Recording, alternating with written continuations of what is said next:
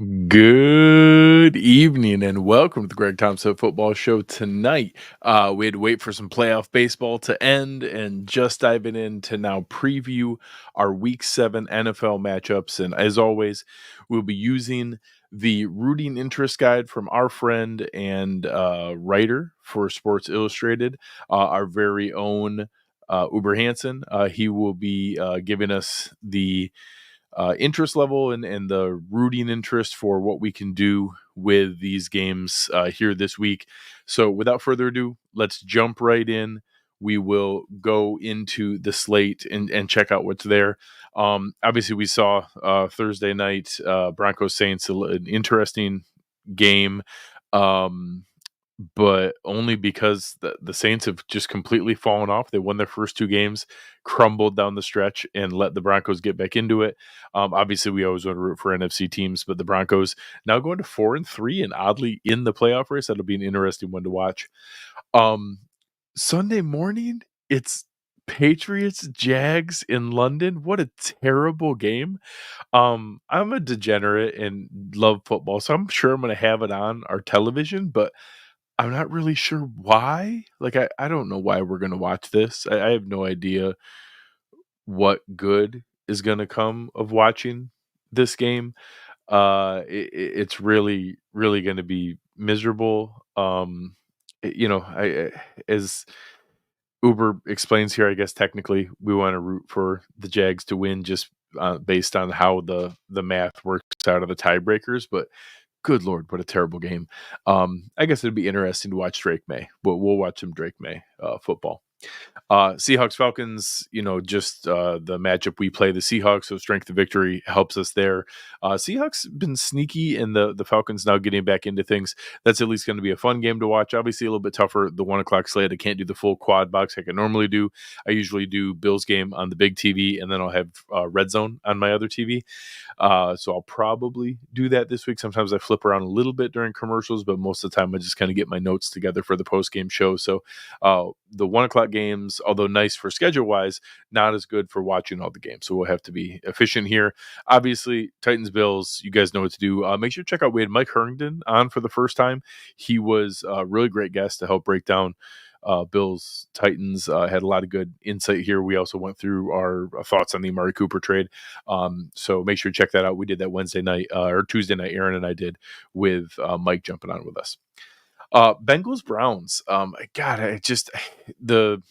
I'm curious. The Browns obviously traded away Amari Cooper is the first kind of white flag to be waved.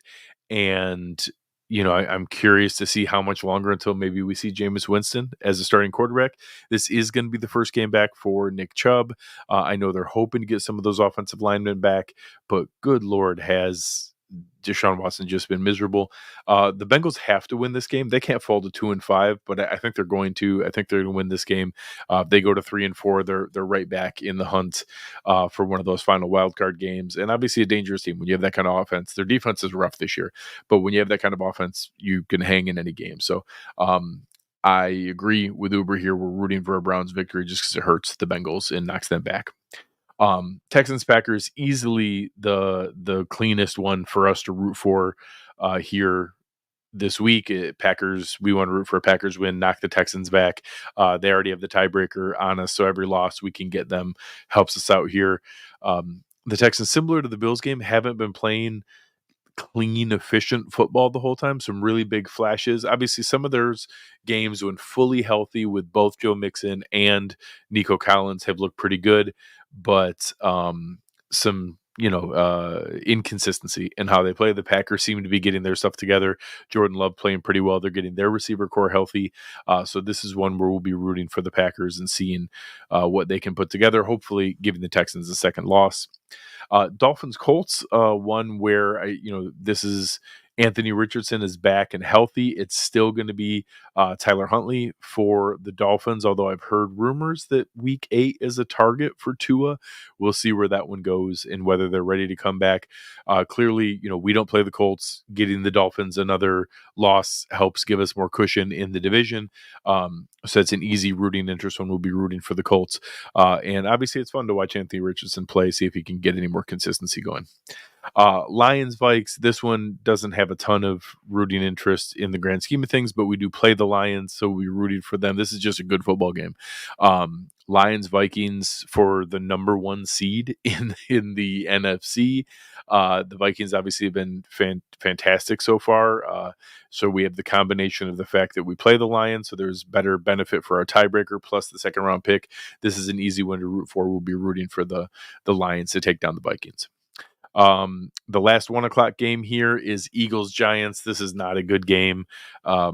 Just not anything that's going to be terribly exciting. So we'll see where that one goes, but I doubt that one comes up on the TV too much here. Although I think Malik Neighbors is going to be back for the Giants. He is a fun, exciting player. I'll be watching that. Jalen Hurts has been struggling and not playing all that well. So I don't expect to spend a lot of time watching this game here. But as Uber shares the logic here, it is worth at least rooting for the Eagles. In the 4:00 slate, it's actually a little bit better balance this week. We have a decent setup for being able to watch games at 4:00. We're going to have 3 of them here. I wish we could have had one more pushed into the 4:00 window to be able to go with the full quad box, but we'll still have 3 decent games. Raiders, Rams. I can't quit the Rams. I don't know why. It sounds like they're getting Cooper Kupp back this week. I like Sean McVay and Matt Stafford. I think that they're just fun to watch. They've lost some ugly games. They have a ton of injuries, but for some reason, I just can't quit them. The Raiders are a mess. Obviously, traded away Devontae Adams. A lot of rumors about Max Crosby asking out, and a lot of just inconsistent, ugly play here at this point. So we'll see. I'll be rooting for the Rams. I don't know from technically you always root for the NFC team here, but I can't imagine it's actually going to matter with the Raiders. But I just like rooting for the Rams. I like them as a team. Another one, just a fun team to watch this year, Panthers Commanders. It's obviously I'll be watching this game just because there's a lot of availability for the 4:00 window to watch games, but the Commanders are just fun. It's Jayden Daniels is playing fantastic, connecting with Terry McLaurin and being able to play a fun brand of football. And Andy Dalton has made the Panthers at least watchable. They're not good. They're still a bad football team, but they're at least functional now. Deontay Johnson can play. Chubb Hubbard is obviously able to play, and you have guys being able to actually, play halfway decent football to watch from an entertainment standpoint. But I'm watching this obviously just for Washington and to watch that offense continue to put up points and have some fun here. So that one will be fun to watch. But obviously the marquee matchup of the week is the Super Bowl rematch, Chiefs at 49ers. Super, super easy one from a rooting interest standpoint. We want to get the Chiefs that first loss. 49ers are decently healthy in this game. I know they've got Ayuk, Debo, Kittle, Jordan Mason is healthy. You saw Isaac Guerrero look decent for them last week as a backup running back. Although I think I saw Juwan Jennings is out for this game, so their third receiver is out, but they still have Ayuk, Debo, and Kittle. Justin Juszczyk or Kyle Juszczyk is healthy, so they should be in decent shape from that standpoint. I haven't heard any timeline for when Christian McCaffrey could be back, but obviously some rumors that he'll be back towards the end of the season. The Chiefs, on the other hand, obviously, Mahomes and Kelsey good to go, but this will be their first game coming out here with figuring out what to do with the full loss of Rashee Rice. We saw Juju Smith-Schuster playing a bigger role in that last game before their bye. Now coming out, Andy Reid has a fantastic record coming out of the bye. So have to assume he's going to have a good game plan cooked up and ready. The Kareem Hunt was playing a bigger role in that offense. We're now seeing Travis Kelce really more integrated as a major piece of that offense. But we're all going to be rooting for the 49ers here. Got to give the Chiefs that loss, hopefully knock them back towards the pack from a seeding standpoint and put that number 1 seed back in play. Jets Steelers, a real doozy of a Sunday night game. The weirdest one is now Mike Tomlin. It sounds like the first team reps went to Russell Wilson this week in practice. That's going to be interesting to see.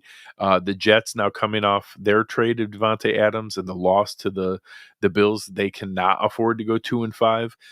I've questioned how good the Steelers were when they were 4-0. They've lost 2 straight. So, this is one where we're rooting for the Steelers to get a win here because we want to be able to lock up the division.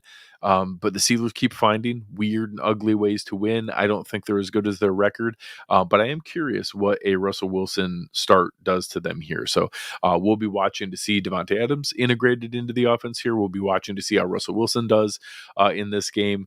But I expect kind of a slog, two decent defenses holding both teams back here. And I have no idea who the Jets think is going to block TJ Watt. That's going to be a mess. He's going to get to Aaron Rodgers. That's going to be a problem. And then Monday night, a double header. We have two games. We have Ravens at Buccaneers out east. Again, super easy rooting interest. We're going to be rooting for the NFC team in a fun, game Buccaneers team. Baker Mayfield's been a ton of fun to watch, made it competitive. The Ravens, you guys know how they work. If they get the game script and they get an early lead on the Buccaneers, they are going to boat race them. If the Buccaneers can score early, make the Ravens a little more one-dimensional, we know that Buccaneers passing offense can put up points. Vita Vea is going to give them a little bit harder time from a run standpoint. It's not easy to move Vea. That's going to be harder on Derrick Henry in that run game. But the Ravens are just front-running bullies. If they get the lead on you, they can boat race anybody. If not, obviously, we've seen them drop some winnable games and some games they should have been able to take care of. So we'll be rooting for the Buccaneers here, hopefully get the Ravens a loss and be able to knock that tiebreaker back a spot and let us be a game ahead where the head-to-head won't matter. And the final one is the nightcap. It's not a doubleheader. They start one at 8:15 and one at 9 o'clock for no understandable reason. But it's two West Coast teams, so good for the West Coast fans getting a game that starts 6 o'clock on a work day. Chargers at Cardinals. This one where it seems like the trending is going the opposite direction. The Cardinals were the fun upstart that a lot of people were rooting for, including myself. I thought they were a fun team. They're going to be without Marvin Harrison Jr. They've lost a couple here. And the Chargers seem to be getting their stuff together, really getting that run game going, getting some health back. They look decent, now coming out of their bye. Curious to see what Justin Herbert has and what wrinkles they can add to this offense. Some rumors that maybe they trade for Mike Williams back from the Jets after they traded for Devontae Adams. So we'll see where that one goes. But again, NFC team versus AFC, always super easy. I do think the Chargers are going to be in the wild card hunt. So any loss we can get to an AFC team helps everybody involved. So ultimately, we'll see where that one goes here. Just a couple other little tidbits before we close out. Obviously, we saw the confirmation that Amari Cooper is going to play for the Bills on Sunday. I do think the package is going to be somewhat limited. I think that they're going to be careful in what they use him for, but we're going to see him out there. He's going to be able to play some snaps. That first game with the Cowboys is a little misleading because it was coming off a bye, but he played 60% of snaps in that first game when he got traded from the Raiders to the Cowboys, and that was with a bye. We saw with Rasul Douglas when we traded for him last year, the Bills got him into that game, but it was on a limited package. He was rotating drives with the corners. So obviously I do expect them to get Amari Cooper into this game. I expect some targets early. I think Josh is going to very intentionally try to get the ball to him early on. But I do think they're going to be careful with it. We've heard a lot about Cooper's intellect and football IQ. He's a really smart guy. I think he's going to be able to pick up what's there. They talked about the crash course. They're running through as many extra routes as possible. And I'm sure Josh is working with him before and after the game pretty consistently. So, we'll see where that goes and what they're able to get together here. But I do expect him to play, but not in the full capacity of what he's going to be able to look like. I think this is going to take a little bit here to get him really fully up to speed where he can be at some point here down the stretch running the most routes of any receiver on the team and playing the most snaps, which I think what we will see as the season goes here. So the good news is we get to ease into it. We have to be able to take care of business here at home against a team like Tennessee, favored by 9.5 points. We're as healthy as we've been all season, getting key guys back. Hopefully that trend continues. Ed Oliver back, Khalil Shakir back, James Cook back. A lot of those guys back and healthy and playing well. The defensive line rotation looked decent while they were in that spot. But 2 more games before Von Miller comes back. We get him back after the Seattle game, and then we'll see where things go from there. So thanks for hanging out with us tonight. A lot of fun. I was up with everybody watching the playoff baseball games here, and now wrapping up our preview for the week. So make sure to hit the like button, help us out, like, share, give us a rating or review, let other folks know whatever platform you're watching on or listening on. Make sure to give us a like and give us a review. It means a lot. But on behalf of the team here at Cover One, you've been listening to the Greg Tompsett Football Show, and we are out.